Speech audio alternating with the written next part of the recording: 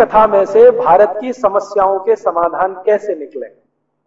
आज की जो समस्याएं हम देख रहे हैं अपने देश में, राजनीति के स्तर पर हो या सामाजिक समस्याएं हो, हमारी सभ्यता में आई हुई समस्या हो या संस्कृति के स्तर पर हो, इन सभी के समाधान राम जी की कथा में से मुझे दिखाई देते हैं। और अब मुझे समझ में आता है कि महात्मा गांधी किस राम राज्य की बात करते थे।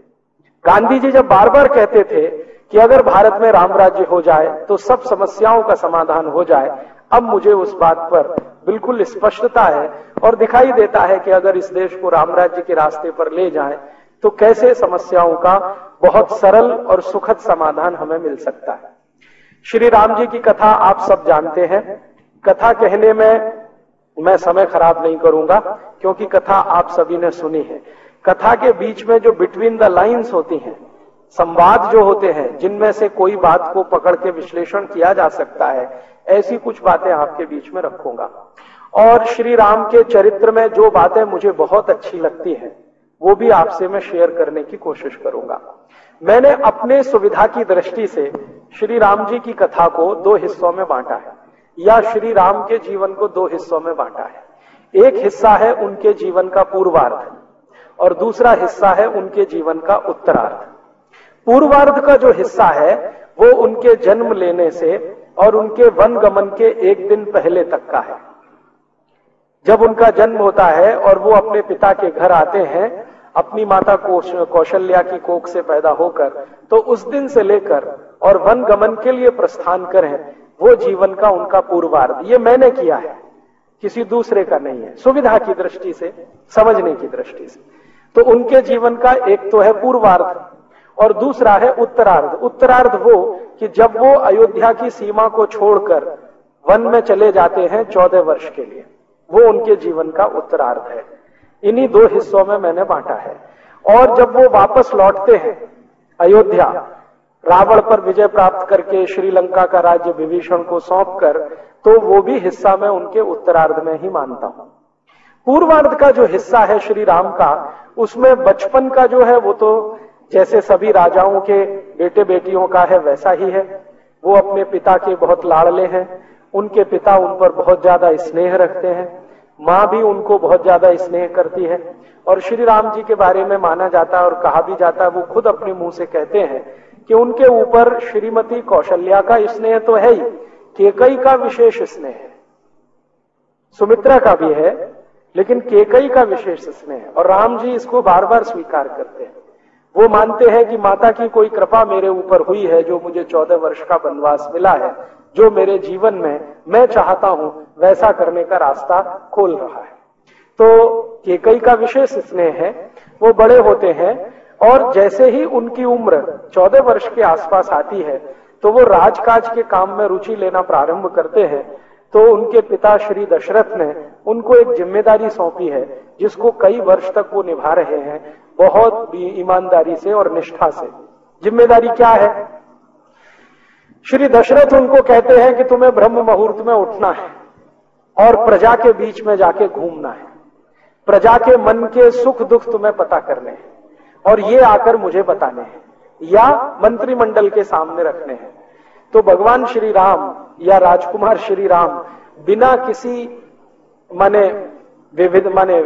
वो तकलीफ के, बिना किसी दुख को महसूस किए हुए या बिना किसी रुकावट के हर दिन नियमित रूप से ब्रह्म मुहूर्त में उठते हैं, दैनिक कर्म से निवृत्त होते हैं और प्रजा के बीच में घूमते हैं, प्रजा से हालचाल पूछते हैं, लोगों से बात करते हैं, आप क्या महसूस करते हैं, राज्य कैसा चल रहा है, नीतियां कैसी हैं, राजा के बारे में, राजा के राज्य के अधिकारियों के बारे में नियमित रूप से वो फीडबैक लेते हैं, जानकारी लेते हैं।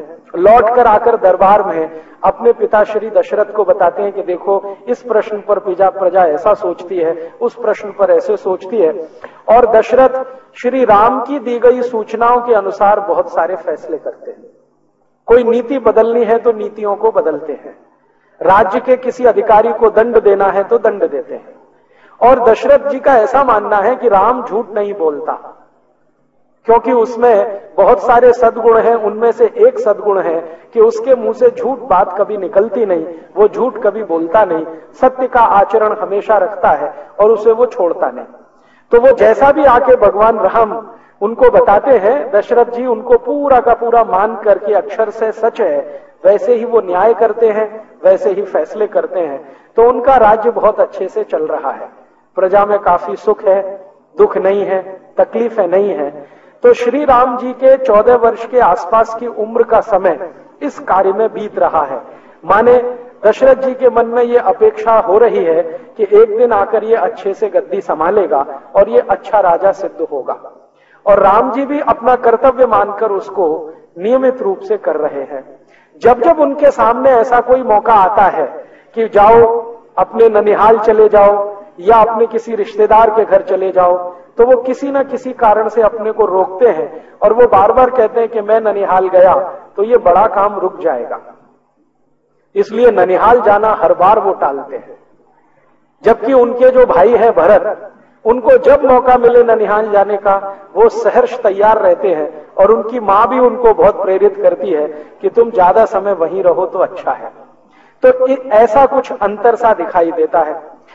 बाद में उनके इसी उम्र के आसपास के समय में उस राज्य के एक बड़े गुरु विश्वामित्र जी आके श्री राम को उनके पिता से मांग लेते हैं और वो कहते हैं कि देखो मैं वन में यज्ञ करना चाहता हूं और यज्ञ करने के लिए रास्ते में बहुत सारी रुकावटें हैं। उन रुकावटों में सबसे बड़ी रुकावट है राक्षस हैं, वो यज्ञ संपन्न नहीं होने देते, किसी न किसी बहाने कोई ना कोई विघ्न डालते रहते हैं।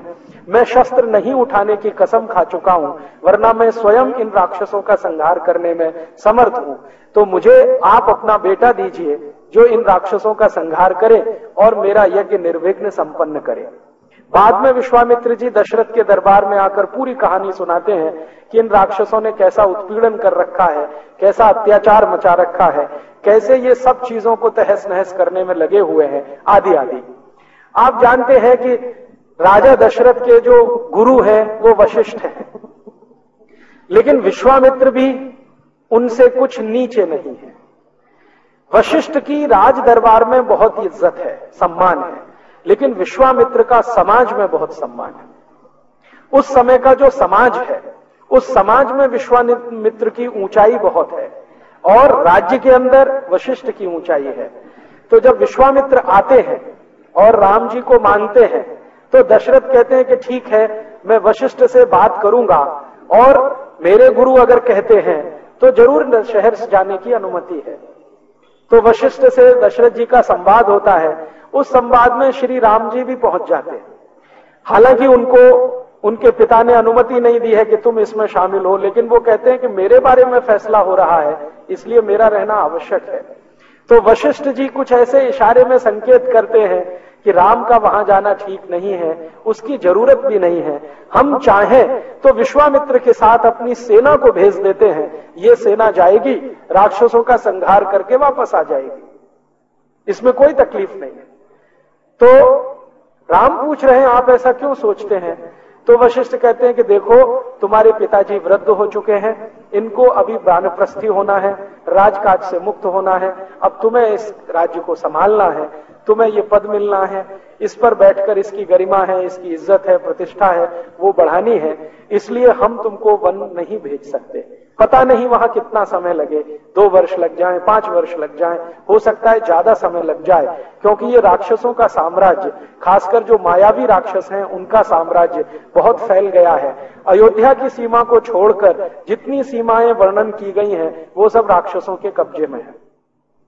तो श्री राम कहते हैं कि मुझे जीवन में एक ही तो मौका मिल रहा है अपने को साबित करने का, और आप वो भी मुझसे छीन लेना चाहते हैं।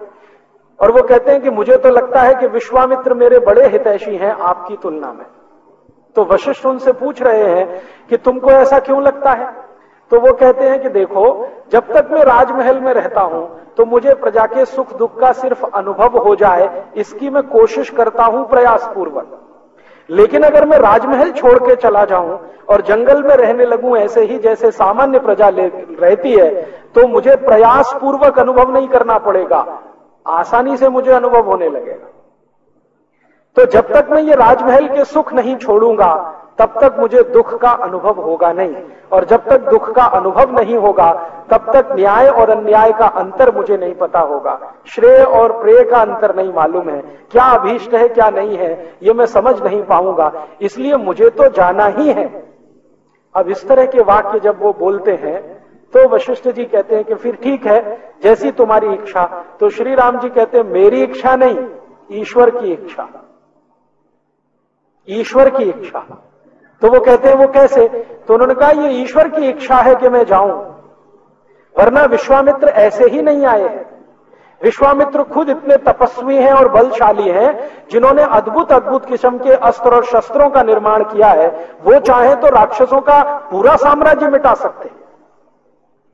वो कह रहे हैं कि मैंने एक संकल्प किया है कि राक्षसों के युद्ध नहीं लड़ूंगा, लेकिन वो संकल्प तोड़ भी सकते हैं, और संकल्प तोड़ने का प्रायश्चित करने की भी हैसियत उनकी है, लेकिन कुछ विशेष सोच विचार कर वो मुझे लेने आए हैं।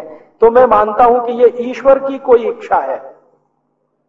और वशिष्ठ को कहते हैं कि मैं तो बहुत आस्थावान हूं, ईश्वर के प्रति मेरा परम विश्वास है, और वो कहते हैं कि नियति निश्चित है, इसलिए मुझे लगता है कि ये वनगमन जाना ही है। तो वो निकलते हैं और अपने साथ अपने भाई लक्ष्मण को ले जाते हैं। पहले तो वो सोचते हैं मैं अकेला जाऊं, लेकिन लक्ष्मण उनको बहुत जिद करके तैयार करते, नहीं मैं भी आपके साथ चलूंगा। लक्ष्मण की जो मां है सुमित्रा, वो उनको बार बार ये सिखा रही है कि तुम्हें राम की छाया बन के रहना है, जीवन के किसी भी मोड़ पर उन्हें छोड़ना नहीं है, तुमको उनसे सीखना है, अपना इष्ट उनको बनाना है। तो सुमित्रा की शिक्षा, बाद में दशरथ का आशीर्वाद, दोनों मिलकर विश्वामित्र के साथ जाते हैं। अब विश्वामित्र के साथ जब वो जा रहे हैं तो सबसे महत्व की बात जो मुझे समझ में आती है वो ये कि जब उनको कहा उनके पिताश्री दशरथ ने कि देखो राक्षसों से युद्ध होगा, तुम अपने साथ सेना लेकर जाओ, तो श्री राम कहते हैं कि सेना लेकर गया तो क्या फायदा।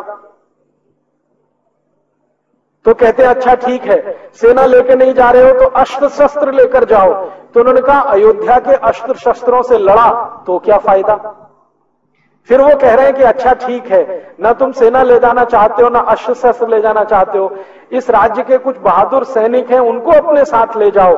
उन्होंने कहा नहीं, ये तो मैं धर्म युद्ध के लिए जा रहा हूं, न्याय युद्ध के लिए जा रहा हूं, इसलिए जहां जाऊंगा वहीं सेना बनाऊंगा, जहां जाऊंगा वहीं अस्त्र शस्त्रों का निर्माण करूंगा, जहां जाऊंगा वहीं संसाधन जुटाऊंगा। अब ये जो बात है श्री राम जी की, ये आज की बहुत सारी समस्याओं की तरफ इशारा करती है। श्री राम में लीडरशिप है, नेतृत्व करने की क्षमता है। लीडर वो होता है जो जहां जाए वहीं व्यवस्था बना ले। और आज के भारत की राजनीति में लीडर पैदा होना बंद हो गए हैं, अब मैनेजर पैदा होते हैं।